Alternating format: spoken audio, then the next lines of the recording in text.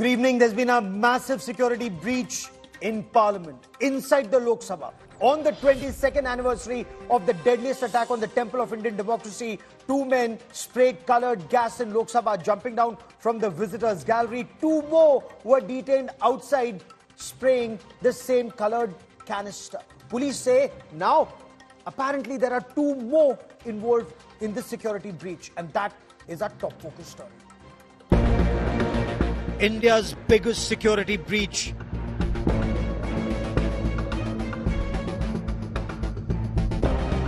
New parliament intruded by two men.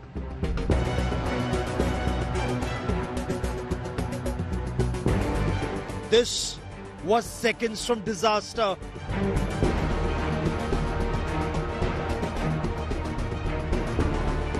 What if the two intruders carried a bomb?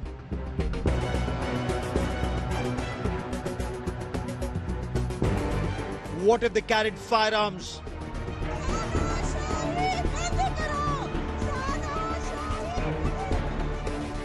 New parliament, old negligence.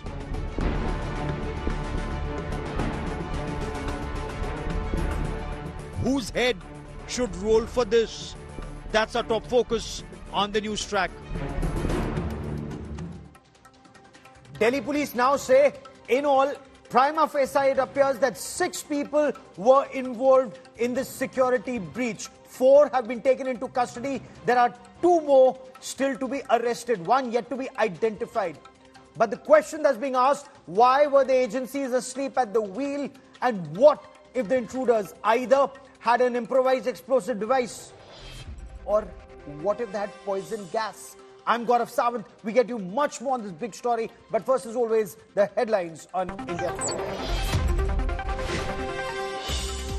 A full security review to be carried out in the new parliament building after today's security breach. Only members of parliament to be allowed entry from the main gate. Glass shield to be put in the visitors' gallery.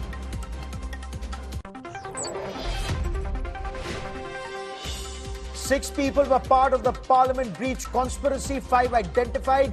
BJP MP Pratap Simha, who issued the visitors pass, clarifies to the speaker, says the father of one of the accused is from his constituency and had asked for a pass.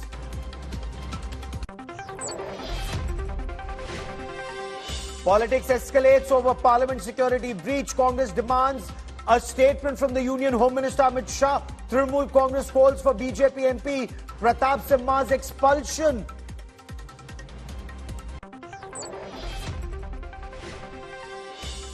Mohan Yadav and Vishnu Deo Sai officially take charge as chief ministers of Madhya Pradesh and Chhattisgarh respectively. Prime Minister Narendra Modi leads the Bharatiya Janata Party's massive show of strength in the Hindi heartland.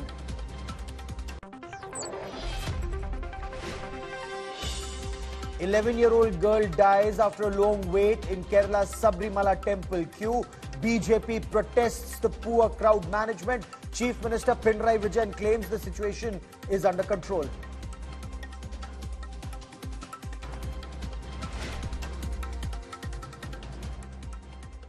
It is India's biggest security breach at the temple of democracy.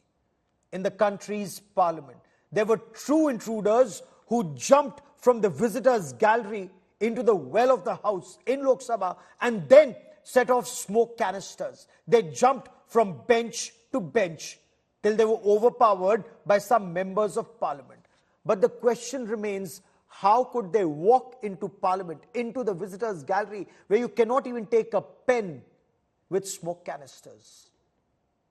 Tehseen Poonawalla, you just saw what the BJP has put out, saying that the protester Neelam was an Andolan Jeevi seen at several protests, and the opposition will stop at nothing, including defiling the parliament, sir. Gaurav, at the onset, today is a very important day in our history, so I want to offer my tributes to our brave policemen who were martyred on 13 December. At the same time, a gratitude to Azad ji and Vikram ji. They've served our police force. And I'm happy that no one was injured today. So that is something that we have positive from. I have a lot of respect for you, Gaurav, a lot of respect for you as a journalist. And surely you don't expect me to reply to something said on Twitter. This is a very serious matter. This is perhaps the biggest breach, a terrorist breach in our country in recent times. It is akin to 26/11 happening exactly at that spot on 26/11. It is exactly like 9/11 happening today, 9/11 happening again at the same spot. So we expect a communication from the Honorable Home Minister, not some tweet from the BJP IT cell. Let's be very clear on that. And the Honorable Home Minister has not spoken. Now, Gaurav, let me ask you some questions. And again, I know that you follow security, or somebody I follow on security issues. Forget who these people are for a minute. Let's keep that aside. How did they get into our parliament? You know, Gaurav, I know, and the experts know. There are 3 layers of security. How did they breach it? The third layer is frisking. How can we get away saying, oh, they're plastic canisters, so they weren't detected? Whose responsibility? Has there been any check done that is this anthrax or not anthrax or any other poisonous gas? Because that takes time to develop. If it's some biological weapon, we have no clue of it. I heard a Congress MP whose bite went very viral, who caught one of the people jumping. The honorable speaker told him, "No, don't wash your hands, so we can see what it is." Shouldn't we have had protocols in place? When we saw visuals of all our MPs, they were sitting, chatting, some catching things. We had no plan on how to escape. Again, Sangeet our Ragi, media. Gaurav, major lapses. Sir, we keep this as a not just conversation. lapses, I Gaurav, completely appreciate the point you're raising. Danish Ali also joins us. Sangeet Ragi, major lapses. The opposition says we need a statement from the Home Minister of the country, not something that comes from the BJP IT cell, sir. I think that it would be ridiculous to say that the Home Minister is responsible for all this. The moment such things happen, you target your gun towards the Prime Minister, and I think that it's a serious lapse on the part of security. Number one, nobody will deny it. But important point is that ever since I have come to know that on other channels also I made this point. This is a left liberal gang, a cynical design. It's a great big conspiracy to defame this government, and they have picked up the date, specifically the 13th December 22 years ago. The parliament was attacked, and this time just to create a news. All the more reason for security forces to have busted them. If it's the left liberal cabal, as you put it, all the more reason to have caught them at the gate and had them arrested. Now, I have two security experts, and I'll go to both those security experts. Just one line.